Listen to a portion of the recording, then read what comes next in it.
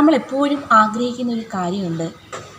ദൈവം നമ്മുടെ പ്രാർത്ഥന പെട്ടെന്ന് കേൾക്കണമെന്നും അതിന് ഉത്തരം നേരിട്ട് നൽകണമെന്നുമൊക്കെ. എന്നാൽ സങ്കീർത്തനം 69:13 നാം ഇപ്രകാരം വായിക്കുന്നു: കർത്താവേ, ഞാൻ അങ്ങയോട് പ്രാർത്ഥിക്കുന്നു. ദൈവമേ, കരുണാസമ്പന്നനായ അങ്ങയ്ക്ക് ഉചിതമെന്ന് തോന്നുന്ന സമയത്ത് എനിക്ക് ഉത്തരം തരണമേ.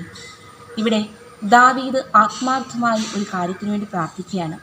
പക്ഷേ കർത്താവ് അതിന് ഉത്തരം കൊടുക്കുന്നില്ല. ദാവീദ് വീണ്ടും വീണ്ടും ആത്മാർത്ഥമായി അതിനുവേണ്ടി പ്രാർത്ഥിക്കുന്നു. കർത്താവിൽ നിന്ന് യാതൊരു ഉത്തരവും ദാവീദിന് ലഭിക്കുന്നില്ല.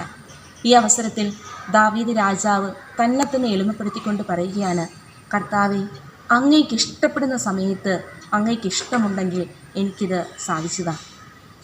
ദൈവത്തിൽ പൂർണ്ണമായി ആശ്രയിച്ച് അവിടുന്ന് വിശ്വസിച്ച് ദാവീദ് പ്രാർത്ഥിക്കുന്നു. പ്രിയപ്പെട്ടവരെ, ഈ നോമ്പ് കാലത്ത് ഈശോയുടെ ജീവിതത്തോട് ചേർന്ന് നമ്മൾ ധ്യാനിക്കുമ്പോൾ ഈശോയെ ഒത്തിരി പേർ അവഹേളിക്കുകയും എതിർക്കുകയും ഒറ്റപ്പെടുത്തുകയും പീഡിപ്പിക്കുകയൊക്കെ ചെയ്യുന്നുണ്ട്. ഈ ഒരു അവസരത്തിലൂടെ ഈശോ കടന്നു പോകുമ്പോൾ പരിശുദ്ധ അമ്മ ഇത് കണ്ട് ഏറെ വേദനിക്കുന്നുണ്ട്, ചങ്ക് പിടയുന്നുണ്ട്, ഹൃദയം നുറങ്ങുന്ന വേദന അനുഭവിക്കുന്നുണ്ട്. എങ്കിലും ഈശോയോ പരിശുദ്ധ അമ്മയോ പിതാവായ ദൈവത്തിൽ നിന്ന് അകന്നു പോകുന്നില്ല. പിതാവായ ദൈവത്തിൽ നിന്നുള്ള വിശ്വാസത്തിൽ നിന്ന് മാറിപ്പോകുന്നില്ല. ദൈവം പോലും തന്നെ കൈവിട്ടോ എന്നുള്ള ആശങ്കയിൽ കുരിശിൽ കിടന്നുകൊണ്ട് ഈശോ നിലവിളിക്കുമ്പോഴും ഹൃദയഭേദകമായ അനുഭവത്തിലൂടെ പരിശുദ്ധ അമ്മ കടന്നു പോകുമ്പോഴും പിതാവിൻ്റെ സ്നേഹത്തിൽ നിന്ന്, അവിടുത്തെ വിശ്വാസത്തിൽ നിന്ന് ഒട്ടും അകന്നു പോകുന്നില്ല.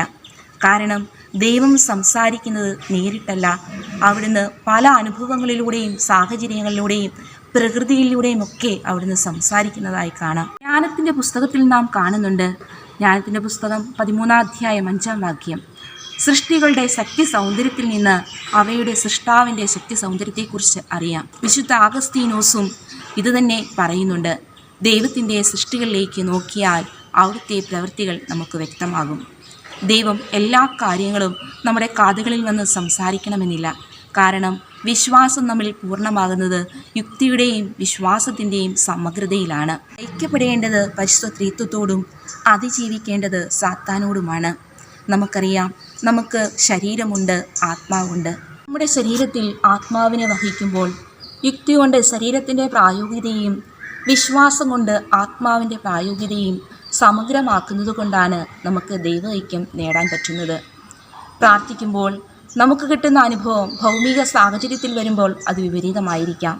ചിലപ്പോൾ ഭൗമിക സാഹചര്യത്തിലെ അനുഭവം പ്രാർത്ഥനയിൽ വളരാൻ പ്രചോദനം നൽകുന്നതാകാം. നാം നമ്മുടെ വിശ്വാസ ജീവിതത്തെ വളർത്തിയെടുത്തത് തിരുസഭയിലാണ്. വിശ്വാസം നമ്മൾ സഭയിലൂടെ പരിശീലിക്കപ്പെടുമ്പോൾ അതിൻ്റെ 2 ഘടകങ്ങളെ നമുക്ക് മറക്കാൻ കഴിയുകയില്ല. അതായത് വിശുദ്ധ പാരമ്പര്യത്തെയും ആരാധനാക്രമത്തെയും. വിശുദ്ധ പാരമ്പര്യത്തിലൂടെയും കൂട്ടായ്മയിലൂടെയും പൂർണ്ണരാകാൻ നാം വിളിക്കപ്പെട്ടിരിക്കുന്നത് കൊണ്ട് നാം വ്യക്തിപരമായി പ്രാർത്ഥിക്കുമ്പോൾ ദൈവം മുഴുവൻ കാര്യങ്ങളും നമുക്ക് വെളിപ്പെടുത്തി തരണമെന്നില്ല. അങ്ങനെയായാൽ നമുക്ക് മറ്റൊരാളെ ബഹുമാനിക്കേണ്ടതും ആദരിക്കേണ്ടതും സ്നേഹം പരിശീലിക്കേണ്ടതുമായ ആവശ്യം വരില്ലല്ലോ. പല വ്യക്തികളിലൂടെയും സാഹചര്യങ്ങളിലൂടെയും സഭയിലൂടെയും കൂട്ടായ്മയിലൂടെയും വിശുദ്ധ ലിഖിതത്തിലൂടെയുമൊക്കെയാണ് ദൈവം സംസാരിക്കുന്നത്. അതിനോടൊക്കെ പൂർണ്ണമായി തുറവിയുള്ളവരാകാം നമുക്ക്. ഈ നോമ്പുകാലത്തിൽ ഈ ചൈതന്യം നമുക്ക് സ്വന്തമാക്കാം. ഈശോയെ കൂടുതൽ സ്നേഹിക്കാം. ഈശോയുടെ സ്നേഹത്തിൽ കൂടുതൽ വളരാം.